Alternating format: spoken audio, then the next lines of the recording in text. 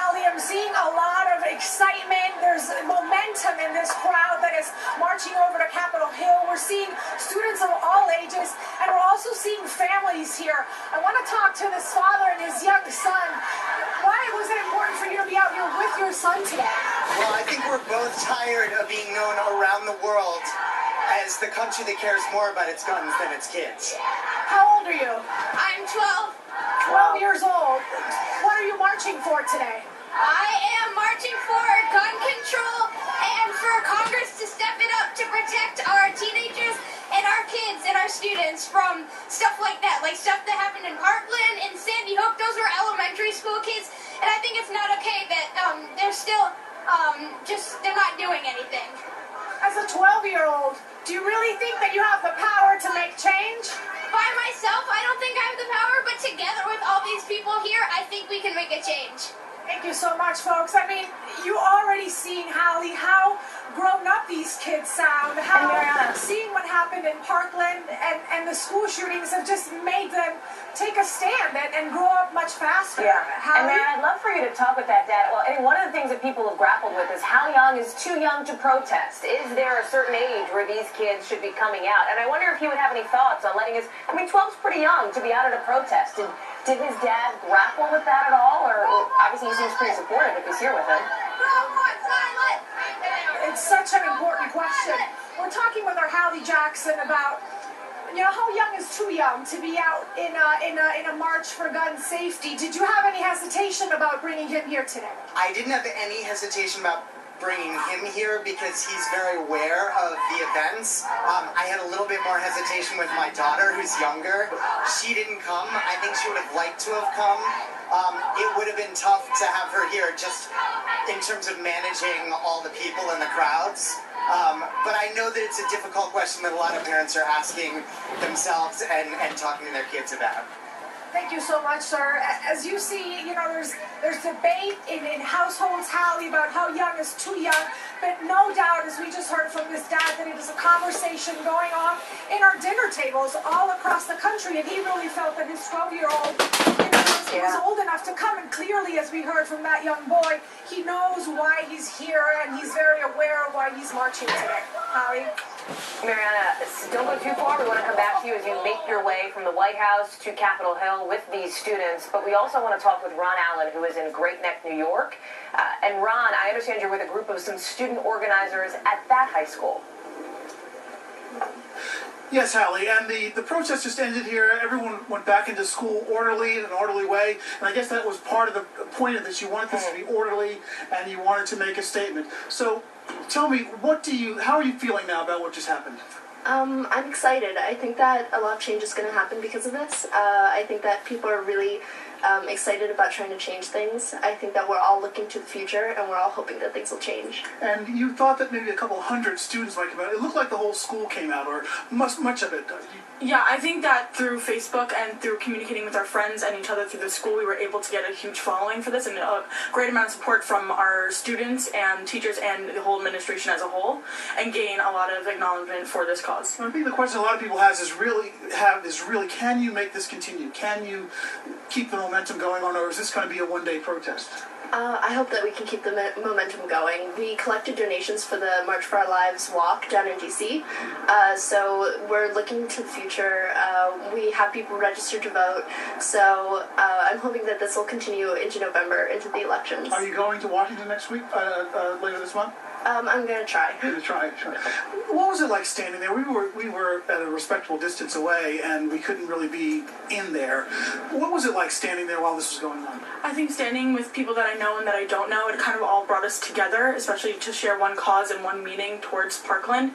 And I think that it really, on a cold day like this, it really warmed all of us together. And I think it was a really beautiful moment for all of us. And in the month since the shooting, what have you seen things that bother you, that trouble you, that encourage you in the national discourse about this, or in your community? I think nationally there is an issue, and I think that as a student body we are working to change things like this. But I think that in our school especially, I think we're growing towards a more positive direction, and I think that if we start in our school and grow outward, it can be a very positive change. What about you, Adi? Do you think that do you see positive signs in the month since this happened, or do you think the nation's going to go back to the same old sort of ritualized response, if you will? Well, I know that at our school we had a recent incident where there was a rumor that something was going to happen, and the way that people responded, I think, really shows that something's going to change. Something has to change. What happened? I remember the night before we were all talking about, should we go to school, should we not go to school, should we stay and support each other, should we, try and watch out for our safety, talking in really realistic terms about what would happen if a shooter came into our school. Wow, that must have been pretty frightening. It's really scary. And I imagine that a few months ago or a year ago, that would not have happened, that same sort of, is that true? Yeah, I think that this is a turning point. I think that things really have to change. We won't tolerate it. We won't tolerate being scared to come into school. We won't tolerate having to stay out of school because we're scared. It has to change. We can't be hunted. Hunted, that's a very powerful word. I think that it's become obvious that we're the victims, that we are the ones that are going to die if this continues. So I think that we have to fight to at least, say that we don't want to die. I see. Well, thank you. Thanks for coming out here, too, as well. I appreciate it. And get back in school. You've probably got exams or something coming up. But I think a lot of people are listening to you, so thanks again. Hallie, back to you. Ron Allen, thank you. As we look live now at this shot, looking down Pennsylvania Avenue towards Washington, toward the Capitol, from the nation's capital, you can see those students who have come, based on our reporting, from all around the region, from Washington, from Virginia to Maryland, to march. After a sit-in at the White House, some of those students are going to meet with lawmakers on Capitol Hill to talk about what realistically can be done. You heard one young woman that Ron Allen spoke with say, "We cannot be hunted." Chilling words. Rahema Ellis has heard other words in Parkland, Florida, where a number of students have also gathered. Parkland, now the epicenter of this movement after the shooting there 1 month ago today. Rahema, as we look here at the Capitol and in Washington, tell me what you're hearing from students on the ground there in Parkland. Do they feel like today is making a difference?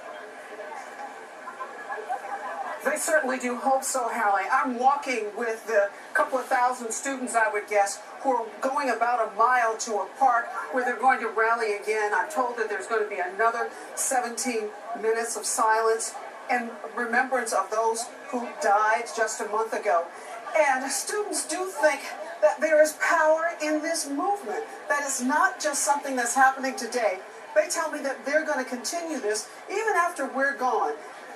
They think that there is a reason, a real purpose for them to be out here. They left the football field where they had gathered, and many of them, you can see, they have their backpacks with them. I suspect that there won't be school for most of these young people for the rest of the day, because this is taking up a lot of their focus and a lot of their energy, and it might be very difficult to get them to refocus on their schoolwork. But some of them are telling me, as far as they're concerned, this is their schoolwork. This is part of their civic responsibility to be out here and to take a stand, Hallie. Rahema Ellis, in the thick of it there in Parkland, Florida. Katie Beck is also with students in Georgia, not far from Atlanta. And Katie, I want to talk a little bit about how these were organized, because this was student-led. This was almost grassroots-esque in the way that these protests, these walkouts came together. It absolutely was, Hallie. And as we were standing here, we were looking at what could have been more than 1,000 students standing out here, solemn, silent, reflective. It really wasn't a protest here at this Atlanta high school. It was really more of a remembrance. And there were some students who were so passionate about being here, they actually violated the rules of another school down the street that was not willing to let them do a walkout. I'm joined now by these three ladies. They go to St. Pius High School, and they are here joining me. Marley, you were trying to organize a walkout at your school. They wouldn't let you. So tell me what you did. So I was trying to organize the walkout, like you said, with a couple of friends, and it was just going to be a small thing, very respectful. But they did send out an email and come over the announcements the other day saying that you're not permitted to walk out. You would face suspension if you did. So here we are. We decided that. You were going to get a permission slip from your parents. Yeah. We got permission slips from our parents to come here, check out the school, and And you guys participated, even though this isn't your actual school. Yes. Yeah. And Sophie, what did it mean to you to be here? Why was this so important to possibly? You guys may get demerits. You may end up with some kind of disciplinary action against you for being here. Right. Why was it so important? We just wanted to have a voice, and we felt like we weren't having one, so we decided to come here where it was beautiful, it was amazing, and we had a voice here. What was it like, Catherine, for you when you saw all of those students and they were standing so quietly, so silently, and those names were being read, each one with a minute in between? What were you thinking? It was so moving, and it was so wonderful to see so many people be able to come together. And I think that people should be doing this all around the country and the world, and I think it's amazing. Was it worth it to potentially get in trouble to do Oh, this? absolutely. This is so much more important to me than any sort of school discipline. This meant so much to me. Why is it so important? Because these are lives at stake. This is too important not to be a part of. And Marley, for you, you got your parents to sign off, so hopefully you won't get suspended or anything. Yeah, I mean that's the goal, right? But being here for you to see this, will it be something that you'll remember? How does it change you? For the rest of my life, I will remember this the rest of my life. I was debating yesterday when they came on the announcements and said those who walk out tomorrow face suspension. I was debating doing it. I was like, this area is so important to me, these topics, everything, and I decided to do it. But then my mom was like, maybe you should go to Lakeside or something like that. So we did. Here we are. And we do respect the Archdiocesan Catholic decision of Atlanta to not allow us to walk out. However, this just feels so important, so fundamental. Well, thank you guys so much for being here with us today. Thank you. I'll send it back to you, Hallie. Katie, thank you, and thanks to those two young women for speaking with you and for speaking with us as you take a live look now from Parkland, Florida. Katie, of course, in Georgia, Mariana Atencio in Washington, D.C., where Paul Ryan was asked in his weekly news conference about his message to the students who are at these walkouts. He referred to a bill that passed the House at the end of last year, intended to strengthen federal background check systems, as it looks like we've lost Mariana's shot there. But of course, that bill was tied to another provision that was anathema to Democrats that loosened concealed carry restrictions across state lines. We should note that President Trump is not in Washington. He is out in California, waking up on the West Coast. He's tweeting so far this hour, the last hour or so, about trade and infrastructure. Nothing yet on the scene that is happening outside his home when he's back in Washington, a place where he is headed back to after a trip to Missouri. Mariana Atencio's shot is back up from Washington. She's been with these students since their sit-in at the White House as they now make their way to the Capitol. Mariana? Hallie, this just really exceeded organizers' expectations. This crowd of over 1,000 students from D.C., from Maryland, from Virginia, walking over to the Capitol. I want to talk to some students who came here from Shelby High School. Sherwood High School in Maryland, correct? Yes, in only Maryland. Just tell me, what are you feeling walking toward the Capitol right now? I hit the mic right there. I'm so sorry. I think the only word I can use to describe it is somewhat triumphant. Just, it's almost indescribable the way it feels to walk in solidarity with so many hundreds of students, young people our age, who are really passionate about something like this. It's incredible. Today is the 1-month anniversary of the massacre in Parkland. How do you keep the momentum going? I think you just have to know that we're the only people, the younger generation is really the people who can make a difference. So I feel sort of a sense of responsibility. And I feel that those people need to be represented in a really positive light. And we live in Washington. We have this opportunity to be able to do something good. So Holly, thank you so much. And I want to show you that shot of the Capitol right now because I want to tell you what's going to happen. Once these thousands of students get to the Capitol, they are going to be standing side by side with several lawmakers. The organizers will pair up one student speaker and one lawmaker in solidarity, and they will hear from John Lewis. They will hear from Parkland Congressman Ted Deutsch. They will also be joined by Speaker Nancy Pelosi, by Senator Chuck Schumer. So for many of these students, walking out of school today and participating in this event is really a once-in-a-generation event. You can see a lot of excitement, and let me just ask another one of them.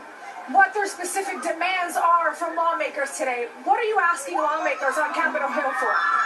We're asking for way more gun regulation and just a safer place. You are eligible to vote. You're 18. Will you be voting in the midterms? Is the voting booth really the vehicle to make change, or are these types of marches the vehicle to make change? Well, I'm actually not 18, but my sister is, and she will be. Okay, and she's here with her family. Thank you so much. Students of all ages, Hallie, is really a coming-of-age moment for many of them as they head over to Capitol Hill. Hundreds and hundreds, really exceeding organizers' expectations here in the nation's capital. Hallie? Mariana, it's Ends here in Washington. Mariana, we'll be coming back to you in the next couple of minutes here, but before we do, I want to get to Jason Estevez, chairman of the Atlanta Board of Education, who is joining me now on the phone. Jason, thank you for being on with us here, and I want to ask you about your school district in Atlanta there. Some school districts in Georgia decided not to participate in this walkout. They basically opted out, but Atlanta Public Schools did not. Can you explain why it was important for your district to take that stance? Good morning, Hallie.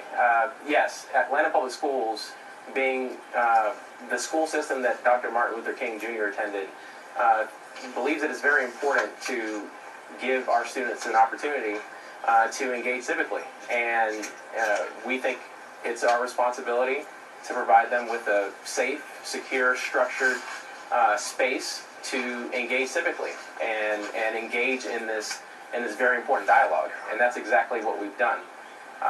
We believe that the students, as one of the students talked about earlier, this is a once-in-a-lifetime, once-in-a-generation opportunity, and we wanted to make sure that our students were able to participate in that in a way that's safe and structured. Jason, one of the most controversial things that President Trump, for example, has proposed in our coverage of the White House, which is my other job here, is arming certain teachers, getting rigorous federal training, as his proposal calls for. What is the conversation you've had with board members about implementing that in your school?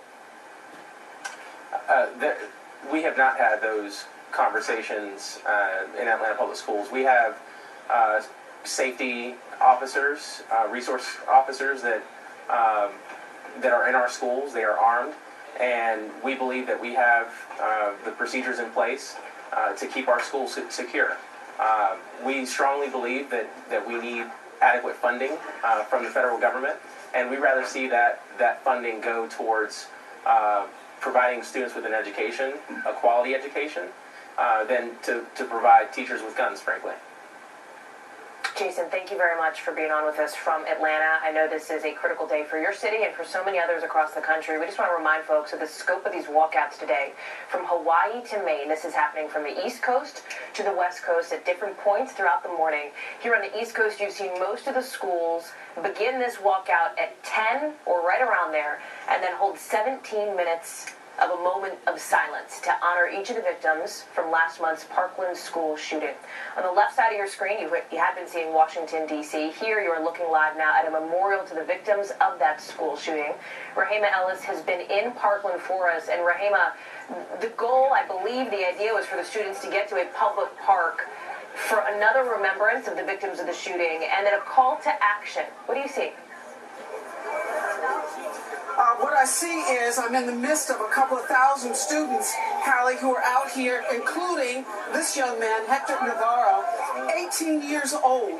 And what do you hope will come as a result of this walkout? Change. All we want is change, and that's all we've been asking for. That's why we have to do this, and we thank everybody else that came out to do this walkout with us, and all the other schools that did this previously, and it's been 1 month, and now it's time for change. We have to do this. It's now or never. You're a saint. And the cameraman there, Hallie, hold on. He's okay. Walking backwards is kind of hard to do. It is a skill. Rahema, check on your photographer for us, please. Make sure that he's doing okay there, as I know it is a chaotic scene in some areas, and walking backwards never easy. Rahema, I'm going to let you deal with that, and please check back in with us as we take a live look at Parkland and the memorial there. You heard Rahema speaking with some of these students. Many of them talking about how their voices alone may not be enough, but together they believe they can make change. On the state level, you have seen some action in Florida, for example, obviously where Parkland is located. On the federal level, not so much. Congress has not taken up, since the Parkland school shooting, gun measures. There is discussion about a narrowly focused bill that would attempt to strengthen federal background checks, but much of what the president has proposed so far, what he believes there is political capital in Washington for, relates to things like mental health initiatives, things like arming certain teachers. I want to go back to Rahima because I just saw her shot up on screen there, which makes me think that her cameraman is okay. Rahima, you guys doing all right? Yes, we're okay. We're still moving. We've got strong, sturdy people out here. And so we're going to continue with what we're doing. With the young man that I had with me a moment ago was saying to me that he is a senior, he's 18 years old, and he has every intention of participating in the next election. He said his time is now, and he's not going to let it pass him by. You also heard him talking, Hallie, about how pleased he was, or how pleased he is, that so many other students around the country are participating in this. He understands, he said to me, that there is strength in numbers, and as a result of that, they intend to continue doing this kind of thing. I was saying earlier, and he said to me that they see this as civic action. This is part of their civics lesson that maybe they weren't learning in school, but they are learning now. It came as a result of a tragic event, but they're not going to let it pass them by, Hallie. Rahima, given that this is, and you make the good point, civics in action, have you seen any teachers, seen any educators out there? I imagine most of them are probably back in the classroom since it is still a school day, but I'm wondering if you've run into any of those folks when you've been out there. Well, there are some teachers out here. In fact, the Broward County School District put out a message to saying that there would be some adults, some teachers, instructors, who would be out here with students, letting them know that they understand this is part of their civic duty, if you will, to participate in what's happening in their community. But they want them to remember it's always to be respectful and that they're always to follow the laws. But yeah, they're participating. I have to tell you also about a woman who came here from Cleveland, Ohio, and she embraced one of the students who was one of the organizers, telling her that she thinks it's so important for these students to know that there are adults who do stand with them and that they're not alone in this effort to bring about change. Rahima, I heard your cameraman say you got to walk a little slower. I'm going to let you guys make your way over to that public park where we will check back in with you as that walkout, that protest continues in Parkland, Florida. But look at this shot. This is St. Paul. This is Minnesota. And you can see this school's walkout appearing to just begin. Students walking out by the hundred, it looks like, certainly by the dozens, coming out, more of them coming out of the school as we speak. We want to remind you here that these walkouts are happening across the country. There are hundreds of them, many of them based at high schools, but there has been discussion about, for example, middle schools. You saw some 8th graders just within the last 50 minutes or so on this show talking with our reporters about why they felt it was important to make their voice heard. Many of these students reflecting on what happened in the weeks since the Parkland school shooting, reflecting on the fear that they felt even if nothing had happened at their school. Students demanding change, in many instances teachers and educators supporting that, what we have been calling civics in action. In Washington, D.C., you have many students from around the region, from D.C., from Maryland, Virginia, coming here to the nation's capital to meet with lawmakers after their sit-in in front of the White House. Mariana Atencio has been covering that at the building just in front of her there, at the Capitol. You have the deputy FBI director who's been in a Senate hearing being asked questions about this school shooting, about what the FBI could have done. The focus today for these students, Mariana, is really more on trying to demand change when it comes to more gun regulation. Have you heard specifics from them? So, Hallie, this crowd of thousands of students that has really exceeded expectations here from many people on the ground, They are headed over to Capitol Hill to demand change in legislation. Specifically, they want to see expansion of background checks on all gun sales. They want to see the banning of automatic weapons. They want to stop what they call the militarization of the police. And they're here by the hundreds and thousands. Students from over 25 schools from the greater D.C., Virginia, Maryland area. Let me talk to one of them right here as we march along toward the Capitol. And I'm going to move right here so we can get you in this camera shot. You can see the crowd in the background. Tell her, Hallie Jackson, what specifically you're demanding from lawmakers today. For me, I'm specifically demanding that we get laws that will ensure that I can feel safe at school and not have to think about another shooter coming into the school with a gun that's purchased so easily. What kinds of conversations have you been having at school, but also at home, about gun violence? We've been talking about how easy it is for us to just bring this into topic. And it's a very scary thing that we've normalized this very serious issue. Has it become commonplace, just school shooting after school shooting? Is that what you mean? Oh, definitely, yeah. There's just so much of it that it's just something that's so regular now. 290 school shootings, Hallie, since 2013. That's an average of one a week. Tell me why this march, this momentum, I can feel the energy in the crowd. Why is it different this time around? I think it's because it's coming from the younger generation. Since we are the future, we want to make a change, and that only happens if we all come together with the same ideas, with the same passion. So it's definitely our youth and the desire to create a change for our own future. Thank you so much, and thank you so much for letting us march with you.